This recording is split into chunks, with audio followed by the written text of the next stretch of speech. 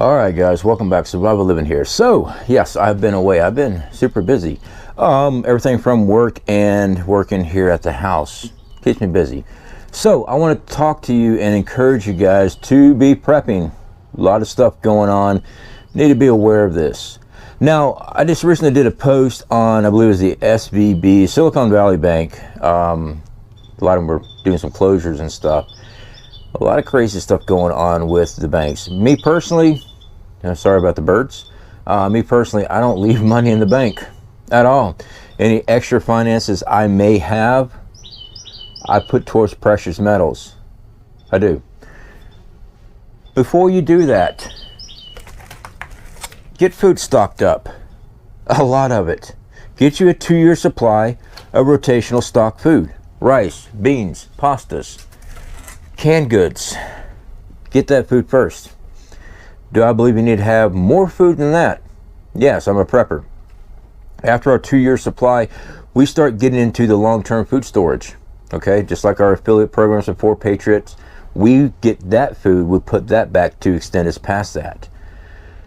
Have seeds to grow a garden, absolutely, but you need to be practicing on growing a garden first.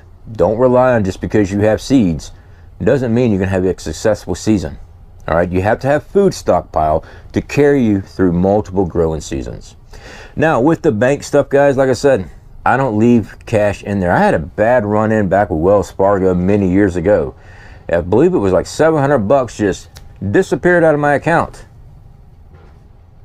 Yeah, I never got it back. It's one of the reasons I don't ever use Wells Fargo. But to each their own. I don't leave my money in other accounts. You know, they keep on pushing this crypto, this digital currency, all this stuff, guys. All it takes is for them to mash a button, seize your account because you're not following what they want you to do, and all your funds that's inside the bank is seized, is stopped. You can't get it out.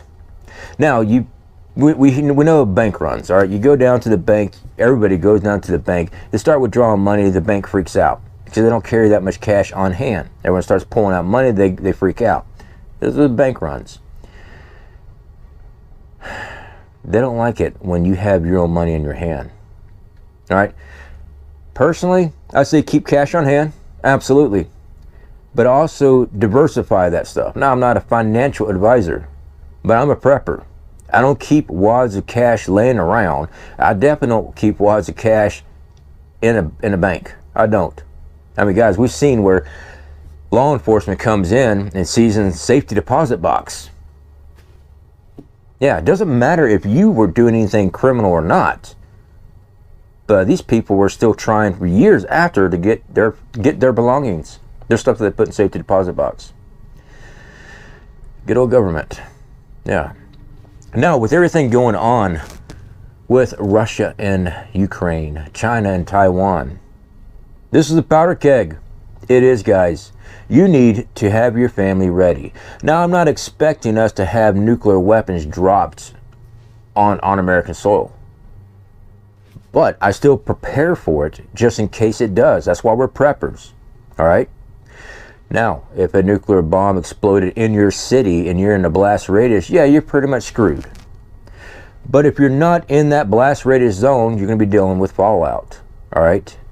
You have to be able to evacuate out or shelter in place. Do you have the supplies? Do you have the means to? Most of us don't have a bomb shelter. We don't. All right. Like down here in Florida, you hit the water table pretty quick. It's kind of hard to go in the ground. Now, I will pop up this for you. That is the design. It's a military ammo dump. Right? It's got earth over the building. It's a giant warehouse. There's a lot of information online that you can actually build something above ground to keep you safe from fallout. Now, with the bunker system, guys, you got to have the availability to have fresh air, filtered air, things like that, of course. That's very expensive, and it's a long process. So, to each their own on that. I try to show you what we do here. I don't have a bunker. I like this idea, but I don't have one yet. What I do have is protective gear for my family so that when something happens, I know what my annual wind maps are telling me, so I know when fallout's coming in my direction. Now, of course, having radios and things like that so you can hear about shelter in place and stuff is very important, of course. But what happens if that stuff's knocked out? You need to know which way is your wind blowing yearly. You really do. And you need to know if you need to evacuate out now and which way to go, because you don't want to be running parallel with fallout. You want to be able to get out of that location. But you have to also have protective equipment. All right? So with Ukraine, China, Taiwan, all this stuff, guys, it's a powder keg. For anybody to say that it's not going to happen, World War III is not going to happen, they got their heads in the sand. As preppers, we look at the threats and we prepare accordingly. You don't have to run to the store and go spend all your money on food. Don't do that. I got a mosquito flying in front of me. Don't do that. What you need to do is budget your stuff. You need to focus on prepping. Cover your normal bills like you normally do. Put money back and purchase food. Purchase water filtration, water storage.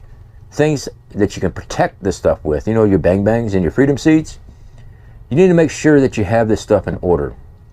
And I'm not talking about 2-week supply that FEMA and the rest of them say. I'm not saying 2 months. You need to be prepping food. Again, that's 5 pounds of rice. That's just one. You need to be prepping food. Guys, just hyperinflation alone. Food is going through the roof. Now you've got all this cultured meat, this fake meat stuff. Old Billy Goat Gates. Yeah, that guy. He's just one of many that owns this stuff.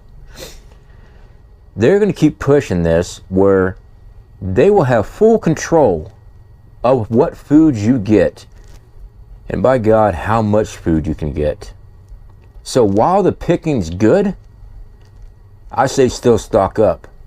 Do not stop. Sure, the prices have gone up. They're not going down. I was talking to a woman at a store today. Me and my wife was at our local Winn-Dixie. I had to get some Gatorade and stuff for work.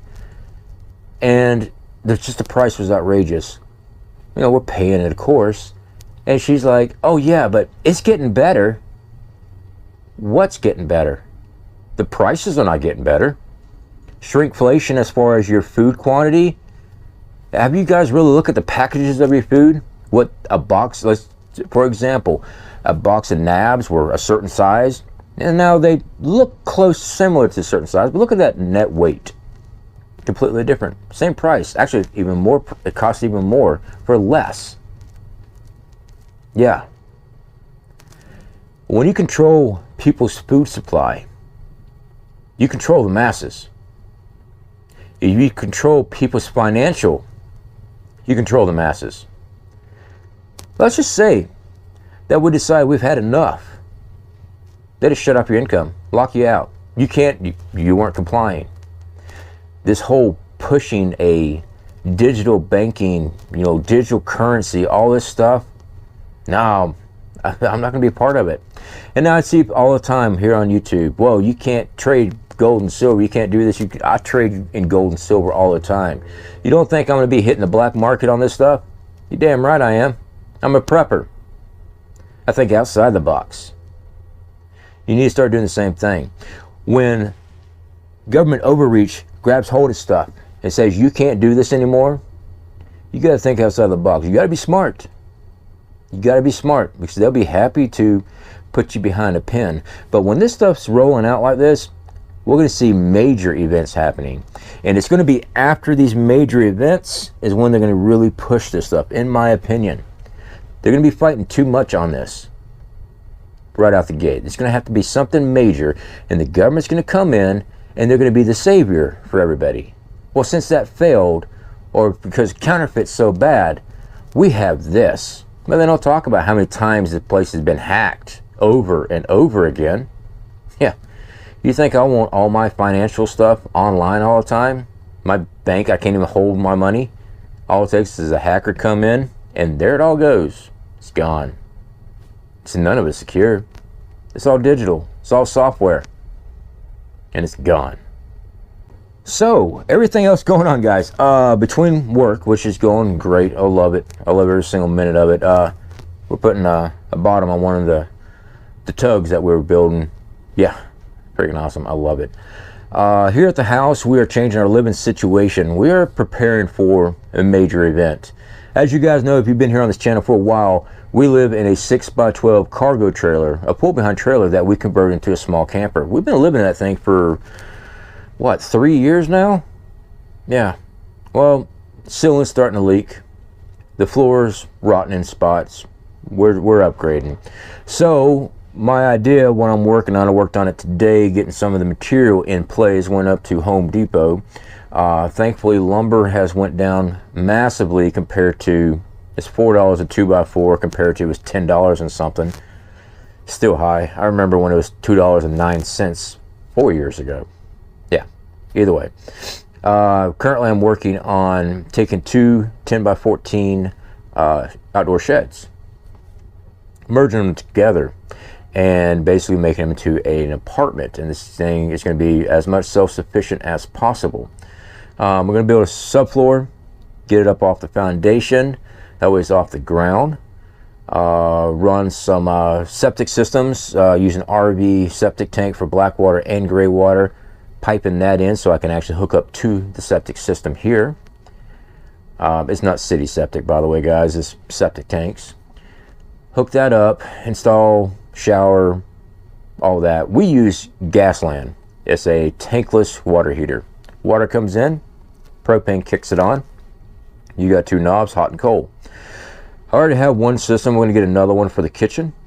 One of the 10x14 is going to be split down the center. One's going to be a bathroom. The other side is going to be the kitchen.